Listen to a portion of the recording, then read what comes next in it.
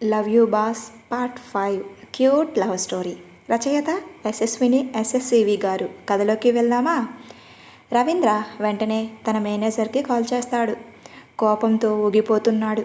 ఒక పక్క దమయంతి అతని చెంప చెల్లుమనిపించింది అన్న టెన్షన్, రెండవ పక్క తన కూతురు తాను అనుకున్నట్లు కాకుండా తన నుంచి తనను మోసం చేసి పారిపోయింది అన్న బాధ. పట్టరాని కోపంతో మేనేజర్ కాల్ లిఫ్ట్ చేయగానే ఇలా మాట్లాడుతున్నాడు. మేనేజర్ వెంటనే నా కూతురు బ్యాంక్ అకౌంట్స్. అతని మాట అంతవరకే మేనేజర్కి వినపడింది. దమయంతిదేవి కళ్ళు ఎర్ర చేసి అతని చేతుల్లో ఫోన్ లాక్కొని విసిరికొట్టింది. మళ్ళీ రెండవ రౌండ్ చెంప చెల్లుమనిపించింది. ఆమె 5,000 తన చెంప మీద అచ్చుపడిపోయాయి. అంత బలంగా కొట్టింది. తన బిడ్డ విషయంలో తాను ఏమాత్రం తగ్గేదే లేదు అన్నట్టుగా ఉంది దమయంతిదేవి. ఎదురుగా తన భర్త అన్న విషయం కూడా పట్టించుకోలేదు. అమ్మ అంటే అంతే.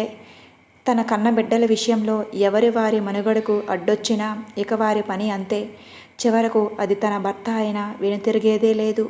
అందుకే చెడ్డ భార్య ఉంటుందేమో కానీ చెడ్డ తల్లి అనేది ఈ లోకంలో ఎక్కడా ఉండదు. తన రక్త మాంసాలనైనా తాకట్టు పెట్టి బిడ్డలను బ్రతికించుకుంటుంది.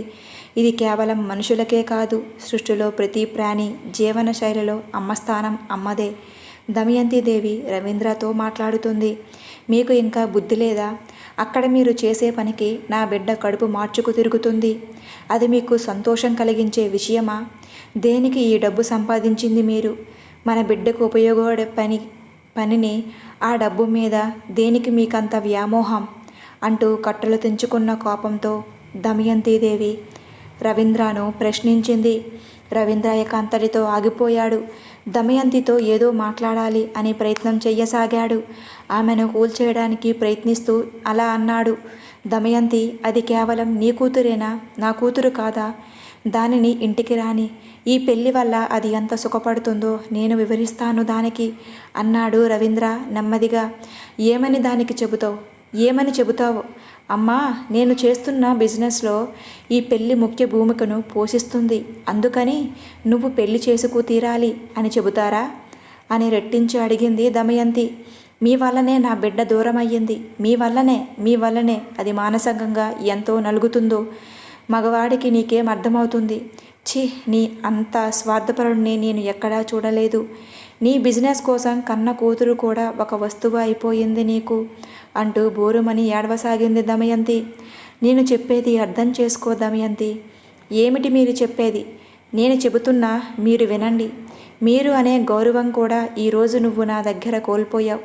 దానికి ఏమైనా కావాలి. ఈ బిజినెస్లో నా షేర్స్ నేను తీసుకొని నీకు విడాకులిచ్చి వెళ్ళిపోతాను. నువ్వు అస్సలు నిజంగా ఒక తండ్రివి అంటారా? నువ్వు సంపాదించిన డబ్బు కుప్పలు పోగేసుకొని తగలపెట్టుకొని చావు అని కట్టలు తెంచుకొని కోపంతో వేళ్ళు చూపిస్తూ కనుబొమ్మలు ముడివేసి రవీంద్ర కేసు చూస్తూ గట్టిగా అరిచి ఆ హాల్ నుండి వెళ్ళిపోయింది. ఆమె మాటలకు రవీంద్ర బండరాయిలా నిలబడిపోయాడు. తన మనస్సులో మాత్రం ఇలా అనుకోసాగాడు. నిహారిక, ఏం చేశావు తల్లి? దమయంతి, ఇంతేనా నువ్వు నన్ను అర్థం చేసుకున్నది? నన్ను క్షమించు దమయంతి. నాకు వేరే దారి లేక చేస్తున్న పని ఇది. మన నిహారిక జీవితం బాగుండాలని నేను చేస్తున్న పని ఇది. నాకు వేరే దారి ఉంటే నా కూతురికి ఇష్టం లేకుండా ఇలా చేసేవాడినే కాదు. వేరే దారి లేక నేను చేస్తున్న పని ఇది దమయంతి, నన్ను క్షమించు అని తన మనస్సులో అనుకుంటూ నిట్టూరుస్తాడు రవీంద్ర. దమయంతి నేరుగా నడుచుకుంటూ నిహారిక రూంలోకి వెళ్ళింది. నిహారిక బెడ్ పైన కూర్చొని ఆమె తలగడను తన గుండెలకు హత్తుకొని, నా బంగారు తల్లి, నా గారాల పట్టి నిహారిక, ఎక్కడున్నావు తల్లి? ఈ పిచ్చి అమ్మను ఎలా వదిలి వెళ్ళిపోయావు? నా ప్రాణాలు అన్నీ నీ మీదే పెట్టుకొని బ్రతుకుతున్నాను. పొద్దున్నే నీ చిరునవ్వులు చిందించే మొహాన్ని చూస్తే కానీ నాకు రోజు మొదలవ్వదు అని నీకు తెలియదా తల్లి? ఎలా ఈ అమ్మను వదిలేసి వెళ్ళిపోయావు? ఎందుకు నువ్వు నాకు ఇంత పెద్ద శిక్షను విధించావు తల్లి? ఎందుకు ఇలా చేశావు? నీకోసమే కదా తల్లి మీ నాన్న లాంటి రాక్షసుడితో నేను తిరగబడి పోరాడుతూ ఉంది. నువ్వే ఎక్కడ లేనప్పుడు నేను చేసే ఈ పోరాడానికి అర్థం ఏముంది తల్లి? అర్థం ఏముంది అని పరిపరి విధాలుగా ఆమె బోరుమను ఏడుస్తూ ఉంటే ఆమె చెంపలపై నుండి కారుతున్న నీరు ఆమె గుండెలకు హత్తుకున్న ఆ తలగడును తడిపేసింది. ఇది ఇలా ఉండగా టైవాన్ ఎయిర్పోర్ట్లో ఆహా అంటూ విపరీతంగా జనం అరుస్తూ పరిగెడుతున్నారు. ఆశ్చర్యంగా వాళ్ళంతా భారతీయులే. ఎవరో సెలబ్రిటీ అక్కడికి వచ్చినట్టు ఉన్నారు. ఆయన ఎయిర్పోర్ట్లో నుండి బయటికి వస్తూ ఉండగా అతని చుట్టూ రౌండప్ చేసేశారు. అమ్మాయిలందరూ ఆటోగ్రాఫ్ కోసం కొట్టులాడుకుంటున్నారు. ఏం అందగాడే బాబు, ఇంత బాగుంటాడని అస్సలు ఊహించలేదు అంటూ ఒక అమ్మాయి నిహారిక పక్క నుండి ఆ సెలబ్రిటీ వైపు పరుగు పెట్టింది. అందరూ తమ ఫోన్స్ తీసుకొని ఆయనతో సెల్ఫీ దిగడానికి రెడీ అయ్యారు.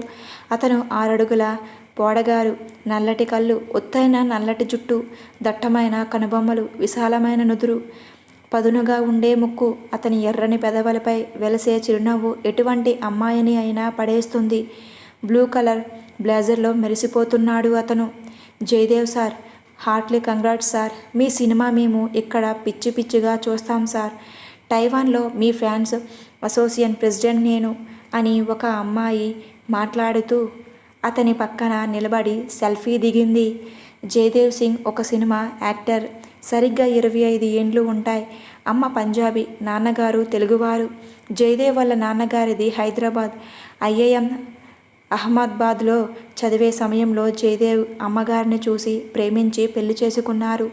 వారిద్దరి సంతానమే జయదేవ్ సింగ్.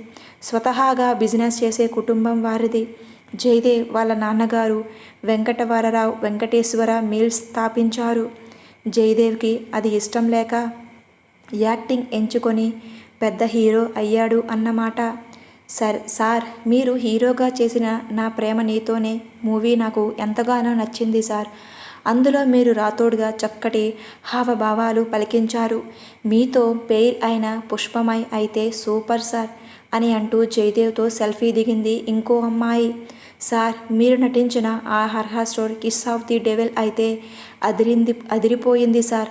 ఆ ట్విస్ట్ అయితే మైండ్ బ్లోయింగ్ సార్.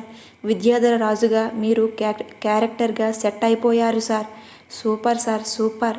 మిమ్మల్ని ఇక్కడ కలవడం మాకు చాలా ఆనందంగా ఉంది అని అంటూ ఇంకొక అమ్మాయి జయదేవ్ బుగ్గలను గిల్లేసింది. సార్, నిషిద్ధ పర్వతంలో మీరు ఒక తండ్రిగా చేసిన పాత్ర ఎప్పటికీ గుర్తుండిపోతుంది సార్ అంటూ ఇంకొక అమ్మాయి అతన్ని గట్టిగా వాటేసుకుంది. మిస్ కొంచెం ఆగండి, నాకు చాలా పని ఉంది. ఏదో టూర్ ప్రోగ్రాం కోసం ఇలా వచ్చాను. ప్లీజ్ నన్ను క్షమించండి అని తన చెయ్యి చూపిస్తూ చెక్అవుట్ పాయింట్ నుండి బయటకు నడుస్తున్నాడు జయదేవ్. ప్రిన్స్ జయదేవ్, ఇండస్ట్రీలో ఇదేగా మీ పేరు అంటూ ఇంకొక అమ్మాయి అతని దగ్గరకు వచ్చింది. మీకు నా మూవీలో ఏం నచ్చాయి? మీరు చేసిన సస్పెన్స్ అడ్వెంచర్ జరీనా మూవీ నచ్చింది సార్. విరాట్గా మీరు అదరకొట్టారు. గొంతులేస్తూ ఆ అమ్మాయి, జయదేవ్ గారు మీరు అలసిపోయి ఉన్నారని నాకు అర్థమవుతుంది. కొంచెం ఓపిక చేసుకొని నవ్వండి అన్నాడు జయదేవ్ మేనేజర్ సత్యదేవ్.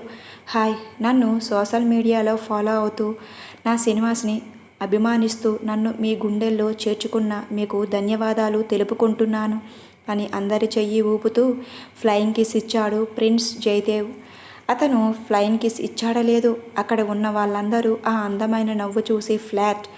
అందరూ జయదేవ్ అంటూ కేరింతలు కొడుతున్నారు.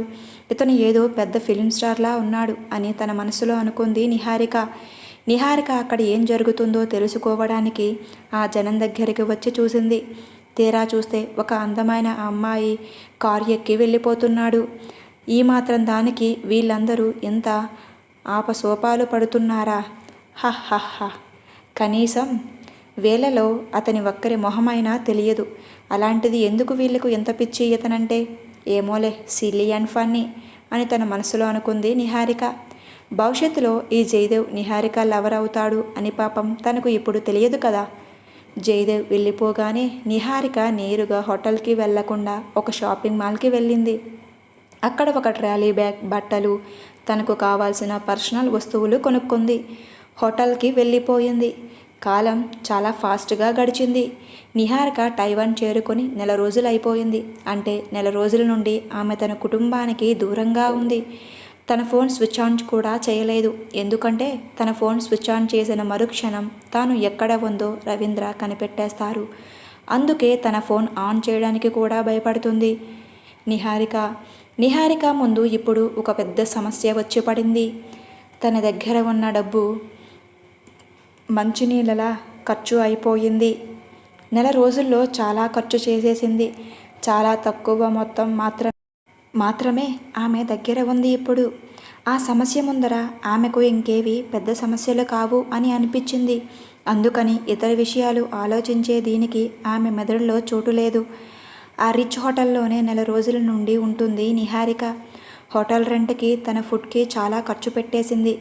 నేను ఎలా ఖర్చు పెట్టేశాను, ఇంత మతి లేకుండా ఎలా ఖర్చు పెట్టేశావు నిహారిక అని తనని తాను తిట్టుకోసాగింది.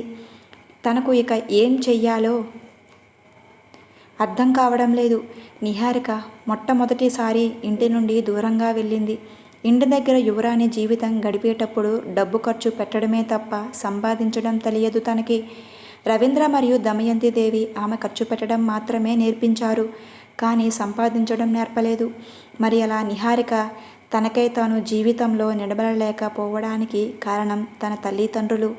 అంతే కదండి, పిల్లలకు ఖర్చు పెట్టడం నేర్పించి సంపాదించడం నేర్కపోతే వాళ్ళ చెడిపోతారు. దాని పరిమాణాలు కూడా చాలా తీవ్రంగా ఉంటాయి. నిహారిక తన పర్సులో ఉన్న డబ్బులు లెక్క పెట్టుకుంది. అవి తనకు చాలావని అర్థమైపోయింది. కళ్ళ నుండి నీరు కారిపోతున్నాయి. నేను క్రెడిట్ కార్డ్ ఉపయోగించలేను, ఉపయోగిస్తే నేను ఎక్కడ ఉండేది వాళ్ళు కనిపెట్టేస్తారు అని మనస్సులో అనుకొని బాధపడసాగింది నిహారిక. ఇంకా ఇక్కడ ఉండకూడదు, ఏదైనా చీప్గా ఉండే అపార్ట్మెంట్కి వెళ్ళిపోవాలి అని నిర్ణయించుకుంది. తన చిన్నతనంలో టైవాన్కి టూరు మీద వచ్చినప్పుడు అక్కడ ఉన్న చోట్లు, ఊరు కొంచెంలో కొంచెం ఆమెకు పరిచయం ఉంది. అందుకే టైవాన్లో వెళ్దామని నిర్ణయించుకుంది. టైవాన్లో తన పరిస్థితి ఇది అన్నమాట. చివరికి తన బ్యాగ్ సర్దుకొని హోటల్ రూమ్ నుండి చెక్అవుట్ చేసేసింది. ఊరంతా తిరిగిన తన బడ్జెట్కి తగ్గట్టు ఒక్క అపార్ట్మెంట్ కూడా దొరకలేదు. తన డ్రెస్ మొత్తం మురికి పట్టి చెమటలతో తడిచిపోయింది. కళ్ళు బయర్లు కమ్ముతున్నాయి. ఆ రోజు పొద్దున్న మొత్తం అలా సిటీ మొత్తం తిరగడం చేత ఆమెలో సత్తువ నశించింది. రోడ్ క్రాస్ చేద్దామని అనుకుంది. బ్యాగ్ తీసుకొని నీరసంగా ఫుట్పాత్ నుండి రోడ్ పైకి వచ్చింది. కొంచెం తల తిరిగినట్టుగా ఉండటం వల్ల ఆమె వైపు దూసుకు వస్తున్న కార్ని ఆమె అస్సలు గమనించలేదు. ఆ కారులో ఉన్న అతను బ్రేక్ కొట్టాడు. బజ్ బజ్ అన్న సౌండ్తో కారు తన వైపు దూసుకు వస్తుంది అని నిహారికకు అర్థమయ్యింది. ఆ కార్ వైపు తలను తిప్పి చూసి భయంతో హా అని అరిచింది. కానీ ఉపయోగం లేదు. అప్పటికే ఆ కార్ ఆమెను డ్యాష్ కొట్టేసింది. ఆమెకు చిన్న యాక్సిడెంట్ అయింది. దూసుకు వచ్చిన ఆ కార్ ఆమె శరీరాన్ని జస్ట్ అలా కిస్ చేసింది. అందుకని పెద్ద దెబ్బలు తగలలేదు. కానీ బాగా నీరసంగా ఉండటం వల్ల నిహారిక రోడ్ పైన స్పృహ తప్పి పడిపోయింది. ఆ కారు తోలుతున్న జయదేవ్ ఏదో పరధ్యానంగా తన షెడ్యూల్ గురించి ఆలోచించుకుంటూ కారు తోలుతున్నాడు. అకస్మాత్తుగా నిహారిక తన కారుకి అడ్డం బాటం అనేది తాను ఊహించని పరిణామం. బ్రేక్ వేసిన లాభం లేకపోయింది. ఆమెను అప్పటికే కొట్టేశాడు. అదృష్టవశాత్తు తన కార్ గట్టిగా ఆమెకు తగలలేదు. ఆమె రోడ్ పైన పడిపోగానే చుట్టుప్రక్కల వాళ్ళు అందరూ గుమిగూడారు. జయదేవ్ షాక్లో అలానే కారులో ఉండిపోయాడు. ఒక్క క్షణం తర్వాత తేరుకొని కార్ డోర్ తీసుకొని బయటికి వచ్చాడు. బాబోయ్, నేనేమిటి ఈ అమ్మాయిని కారుతో డ్యాష్ కొట్టి చంపేశానా అని తన మనసులో పరిపరి విధాలుగా భయపడుతూ నిహారిక దగ్గరకు వెళ్ళి మోకాళ్ళ మీద కూర్చున్నాడు. ఆమె చేతిని తన చేతుల్లోకి తీసుకొని పల్స్ చెక్ చేశాడు. ఇంకా ఆమె పల్స్ ఆడుతుంది అంటే ఆమె బ్రతికే ఉంది. ఆమె శరీరాన్ని పరీక్షగా చూశాడు. పెద్దగా గాయాలు ఏమీ కాలేదు. స్పృహ అయితే లేదు. మనసులో రక్షించావు దేవుడా అని అనుకున్నాడు. ఆమె బ్రతికి ఉంది అన్న విషయం అతనికి ఊరట కలిగించింది. వెంటనే ఆమెను తన చేతుల మీదుగా ఎత్తుకొని హాస్పిటల్కి తీసుకువెళ్ళాడు. నిహారిక మరియు జయదేవ్ మొహం చూసి అక్కడి వారు వీళ్ళిద్దరూ ఒకరి ఒకరు తెలిసి ఉంటారు అని అనుకున్నారు. దానికి కారణం మన భారతీయ మొహాలు ఆ టైవాన్ మొహాల్లో బాగా తేడా ఉంటుంది కదా. అందుకని మారు మాట్లాడకుండా ఎవరి దారిన వారు వెళ్ళిపోయారు. జయదేవ్ తన పాటికి తాను నిహారికకు వెనక సీట్లో పడుకోబెట్టుకొని హాస్పిటల్కి తీసుకువెళ్ళాడు. Jayadev hospital ICU room. Sir, మీకు ఆ అమ్మాయికి సంబంధం ఏమిటి అని అడిగింది నర్స్. ఏం సమాధానం ఇవ్వాలో అర్థం కాలేదు జయదేవ్కి. ఆ అమ్మాయి పేరేమిటి? ఆ నర్స్ మళ్ళీ అడిగింది. నాకు ఆమె ఎవరో నిజానికి తెలియదండి, ఎప్పుడో కొంచెం ముఖపరిచయం ఉంది అంతే అని సమాధానమిచ్చాడు జయదేవ్. ఓ అలానా, పర్లేదు. ఈ అమ్మాయికి కాసేపట్లో మెలకువ వస్తుంది, అప్పుడు తెలుస్తుందిలేండి అని అంది ఆ నర్స్. థ్యాంక్ యూ అని సంతోషంగా వ్యక్తపరుస్తూ అన్నాడు జయదేవ్. ఆ నర్స్ ఒక చిరునవ్వు నవ్వేసి అక్కడ నుండి వెళ్ళిపోయింది. Please like and subscribe for more videos. Story ఎలా ఉందో కామెంట్ రూపంలో తెలియచేయండి. సపోర్ట్ చేయండి.